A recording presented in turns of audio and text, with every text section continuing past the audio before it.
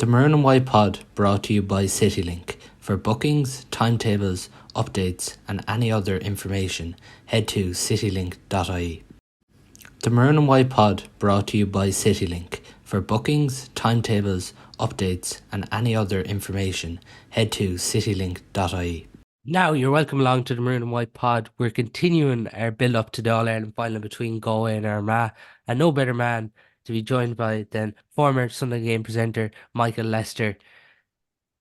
Michael, All-Ireland finals have changed for you in the past while? Well, sure, look, they always change because, every year is a different year. And especially this year, because we've got Armagh and Galway obviously in the final. So that is definitely different. But every year, like as I said to you, is special.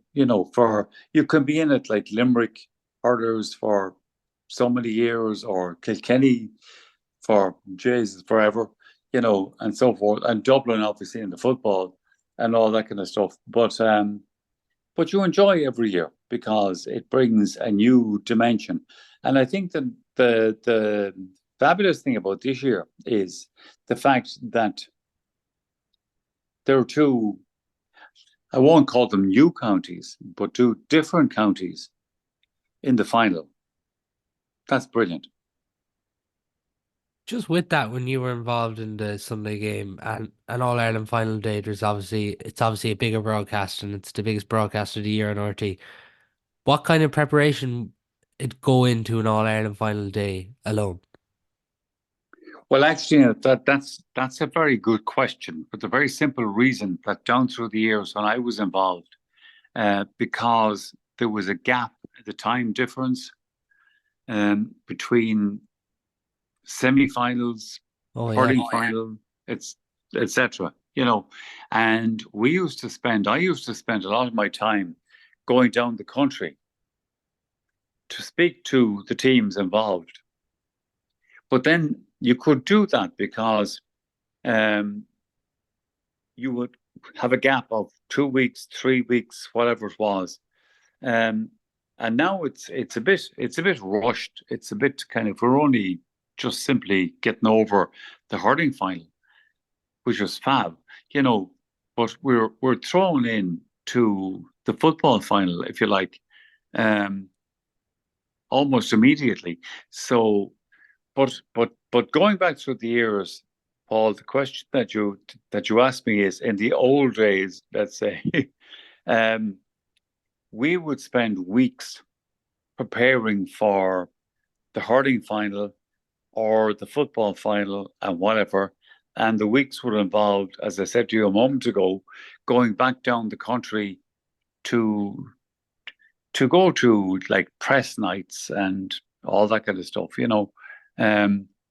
I got a couple of emails the other day about the press nights in Galway and Armagh, which I'm actually not involved in, but I'm still on the loop, if you like, And you're thinking to yourself, do you want to go down to Armagh like a couple of days after the hurling final, or down to Galway or whatever? You need breathing space, and that's an issue, but that's a separate issue. That's not going to change what's going to happen at the weekend. Galway and Armagh are still going to show up. So is RTE, so is the Sunday game, so on. So fine, yeah. I presume that with that you're nearly getting every little detail about the players, like the details that I suppose the general public maybe don't know about. Well, yeah, I mean, like they're not going to let you in on their family secrets or anything like that, But I always found back through the days, and I'm going back now, 20 years, 30 years or whatever, which is different to what's happening at the moment, which is there's a lot of kind of ring fencing around teams. And to one point, I kind of understand that. But on the other point, it kind of the more you isolate teams from the media, you're therefore isolating them from the public. And I'm not sure how great an idea that is. That's definitely changed though, because I know like back like years ago, you used to be able to go into the dressing room after an All Ireland and chat to players like that just wouldn't happen now. Yeah, okay. That's one thing. I kind of get that. Yeah, that's okay. That's not a problem. Um, in the sense that a dressing room is their area. So we're talking here, Paul, about two different things. Um, what they do at the moment, as you know, is after a match, there is a system where players are produced on the field up against the backdrop of the sponsors and all that kind of thing. Um, and that's okay. I don't think the media need to go into players' dressing rooms because that's a private space, let's say. Um, so that's fine. We're not talking about like the after-match kind of scenario. I'm talking about the pre-match, the build-up, Mm. giving the supporters the kind of insight into the build-up. And as I said, but then look, media changes, everything changes. And what we did like 30 years ago or 40 years ago when I started on the Sunday game, it doesn't necessarily mean that it's right now, you know. Um, it doesn't mean it's going to be right in 20 years' time, but I do think there's a little bit too much kind of ring fencing of counties in terms of their access to the media because everybody says, okay, the GAA is an amateur organization. Okay, fine, that's okay. But then I think if you ask players themselves about, they don't have a problem. Most of them don't have a problem. They're happy to meet the media. It's the people around them is the problem. It's the PR people or the county board or whatever the case may be. And we're talking here, we're talking in general, Paul. But look at, we're talking next Sunday about Galway and Armagh in an All-Ireland football final. I don't think that if any journalist or any broadcaster spoke to a Galway player or an Armagh player this week, that it's going to win them or losing an All-Ireland final. Exactly. No, it is not. Yeah. Just on that, I know last time I had you on the podcast, you were saying that you didn't really like miss the presenting, but when it comes to an All Ireland final, do you start to miss it then? No, it's the same difference. Yeah. I'm out of there now, Paul, for 5 years. And I am so happy that Joanne Cantwell has been there for 5 years. I was at the All Ireland final 2 years ago between Galway and Kerry, and I'm sitting up in the Hogan stand. And about 10 minutes from the end, because we knew where this thing was going, myself and my mate, also from Galway, we kind of gave each other a poke on the shoulder and said, "Do you fancy a pint?" You know, and we kind of, and I had that freedom. Whereas when you're doing the Sunday game, of course, you're there like for the day, for the week, whatever the case may be. So that was a different experience, a great experience, but a different one. So yeah, it was fine.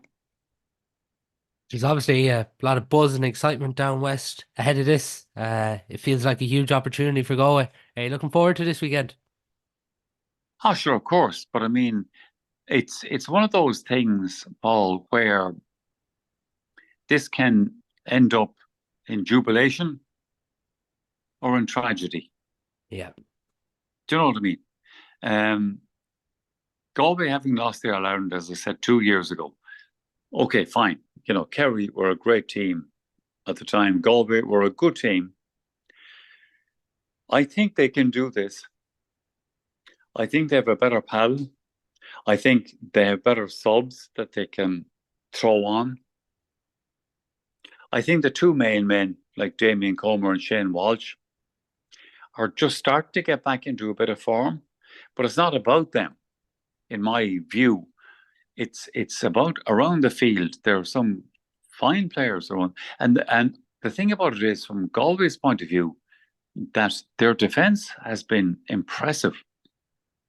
That's not usually a good thing or a usual thing, I should say, in Galway. But their defence has been so impressive this championship that could be interesting, you know. But look, as I often say to people about these kind of scenarios, they ask you who do you think is going to win and so forth. I often say to them, ring me Monday morning.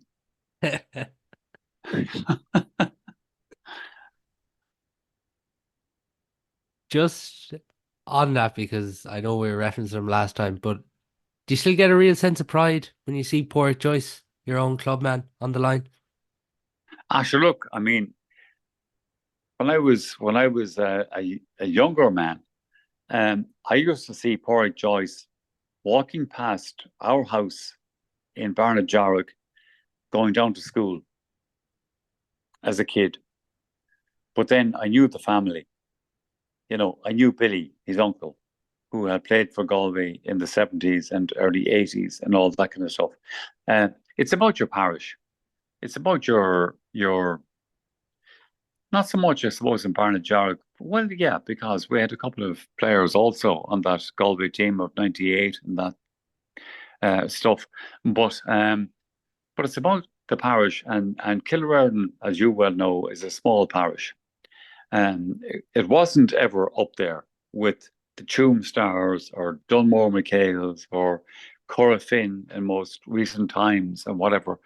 But of course, there's a sense of pride in seeing these fellas go out and represent your county. And that's what GA is all about. And in this particular case, as you said, like with P. Joyce, to have been there himself as a player, as a All-Ireland winner, from a Galway point of view, wouldn't you love to see a guy like that actually win again as a manager? Particularly too, like I know you mentioned in the past with All-Ireland teams, Kilrearden have something involved, but when it comes to an All-Ireland, it's something really special about having one of your own involved.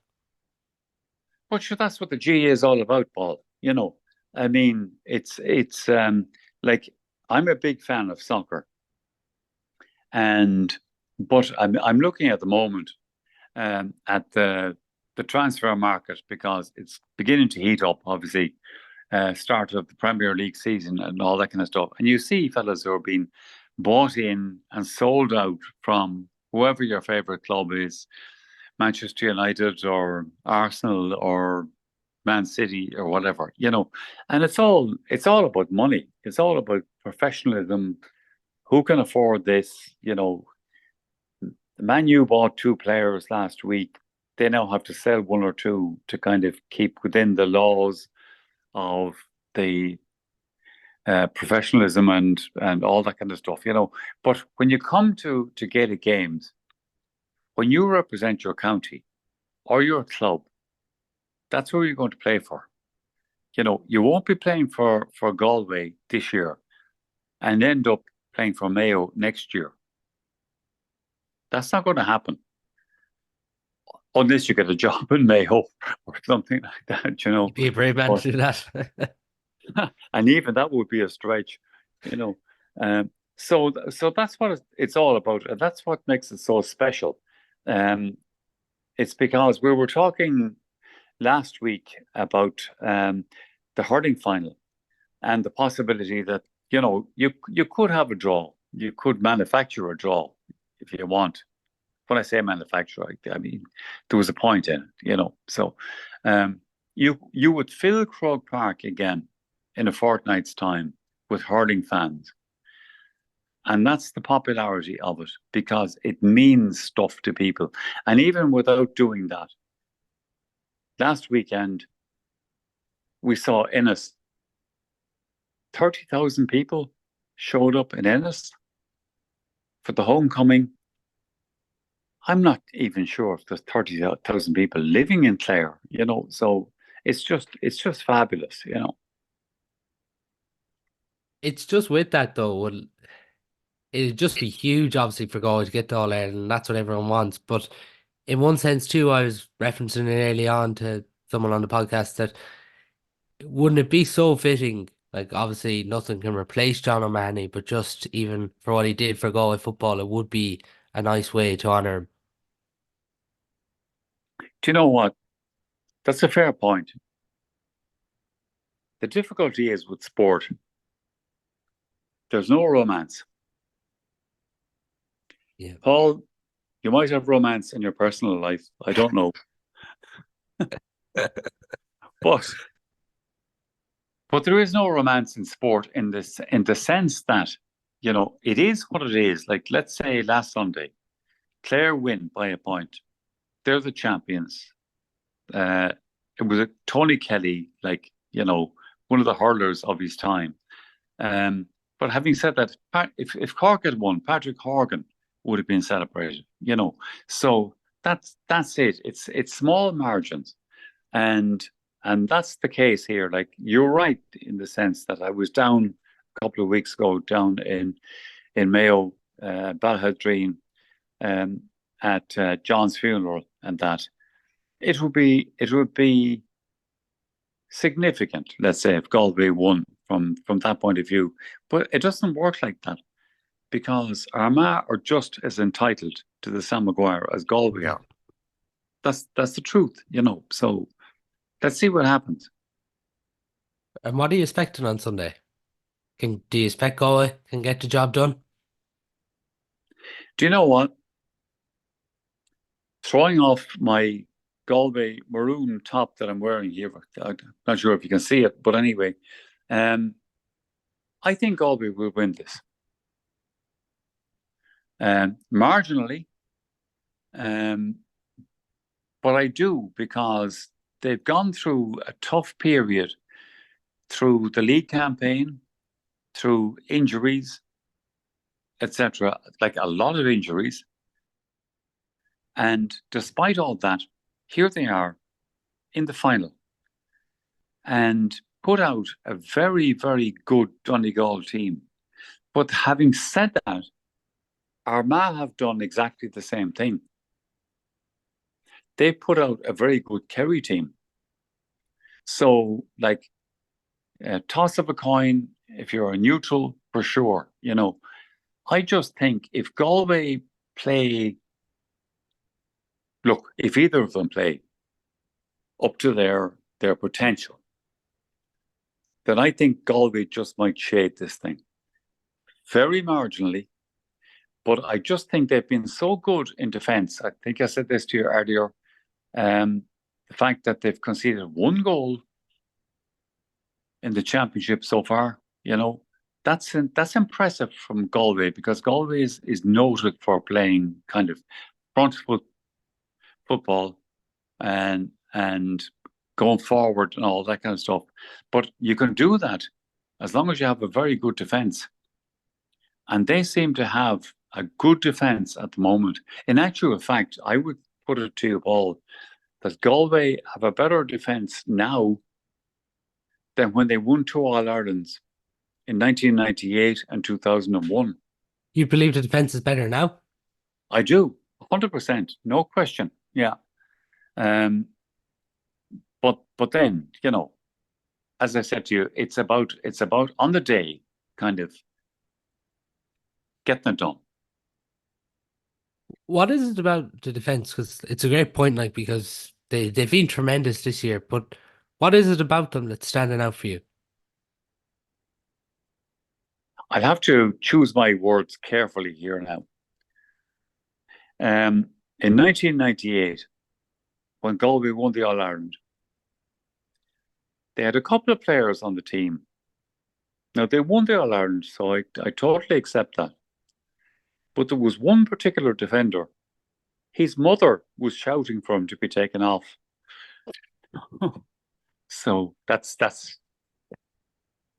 if you like, hypocritical. But it was that bad. You know what I mean? There were a couple of players in the Galway defence who were playing so fucking bad that it was just unreal, kind of, you know. But they won the All Ireland, and when you win, everything is fine, you know.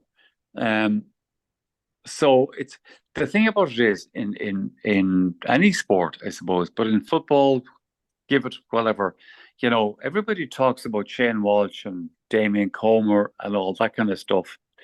It's a team game. You've got everybody playing from the goalkeeper out to the corner forward. You have to play as a team. And not everybody in the team might be great. And I could point to the Galway team at the moment, and I could point at about 3 players that are not fucking great. But at the same time, if they gel on the day and it all comes together, then, you know, and the same could be said for Armagh, by the way, you know, exactly the same thing. Can you pull it together? You know, so that's the beauty of the whole thing. Out of this current group at the minute, Michael, who's your favourite footballer to watch in the Galway team? Say again? Out of this current Galway team, who's your favourite footballer in the team to watch? Oh, it has to be, no question or shadow of doubt, Paul Conroy. Wouldn't it be great to see Like, Paul Conroy though? Like I know you say it's about the team, and it's obviously a team game, but for supporters wise, to see Paul Conroy, because he's soldiered through a lot of the dark days maybe that this current Galway team hasn't. but sure, the thing about it is, like, I think Paul Conroy is actually older than me. But but you know what I mean? Yeah. Like, he's been around, as you said, he's been around forever. And in actual fact, the thing about Paul is maybe 3 or 4 years ago, you'd be saying to yourself, has he come to the end of his career? You know? But he's actually playing as good football now as he was maybe 15 years ago, you know. And I think that's a huge compliment. And I think that's a huge inspiration, if you like, to those around him, you know. And in the semi-final, he was very influential, and that's superb, you know. As I said to you earlier on, I think there's no romance in sport. You know, you can't say that you would love this person to win it or that person because they deserve a medal, or, as I said to you earlier on, or said to somebody else earlier on, Patrick Horgan of Cork, 17 years playing for Cork hurling and all that kind of stuff. You know, he didn't win All Ireland at the weekend. You know, that's the cruelty of it, you know. But I'll tell you what, if Galway did win on Sunday, I think there'd be few more popular people on that Galway panel than Conroy.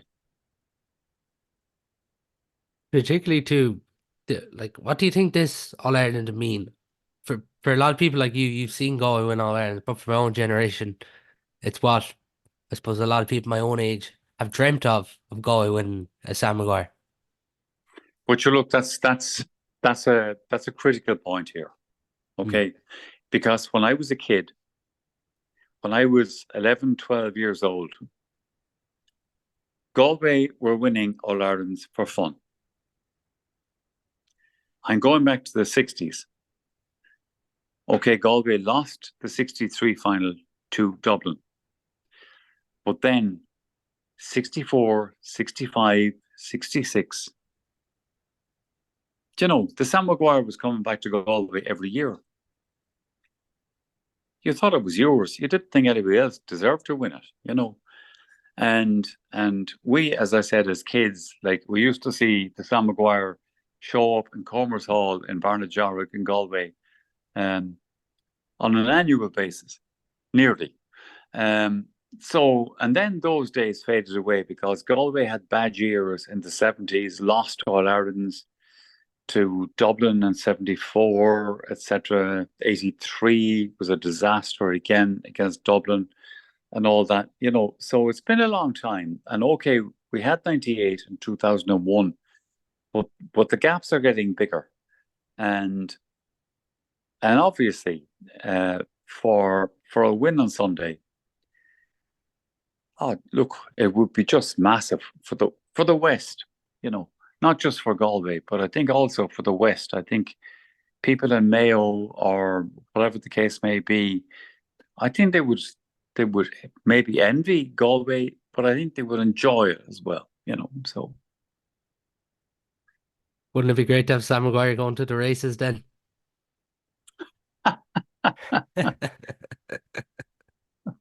listen, the races are great fun with or without Sam Maguire. Don't worry about that, Paul. It'd be better fun if it's there though. Sure, of course it would. Yeah, yeah. But yeah. No, that's what I'm saying. Like it's a big thing. Like whether Lee McCarthy went last weekend down to Ennis or whether it went down to Cork, look, both of them would have grabbed it out of your hand, But then the same thing is true. I mean, from an Armagh point of view, like in fairness to Armagh, I'm going back a bit now because it's different times now. But I remember back in the day when tensions on the border were high and places like Crossmaglen and so forth, they were not easy places to go to, Paul. The British Army, well, the British Army were actually okay, but some of the others in the north didn't necessarily welcome you, and for that time and that period, I'm going back 25 years ago, whatever it is now, Joe Kernan's time and all that, Jesus, they put up some battles to just keep GEA alive in the north. Never mind win All Irelands, And for somebody like Kieran McGeeney, same as P. Joyce, who's been there as a player and a winner, and now if he was a winning manager, you could not possibly deny the guy that or are mad that, So I think that both counties are in the same place in the sense that they both deserve it, Well, let's put it this way. They're the only two counties left who do. So, but whoever wins, be it Galway, be it Armagh, you couldn't begrudge it. Not for 1 second. Just final say on it, Michael, before you finish. You mentioned that Galway will get the job done. By how much? Do you know what? As somebody said, a point will do. It will, surely. That is all we do have time for on today's podcast. Please God, Galway get over the line this weekend. And thanks a million to Michael for coming on to the podcast. Thanks, Paul.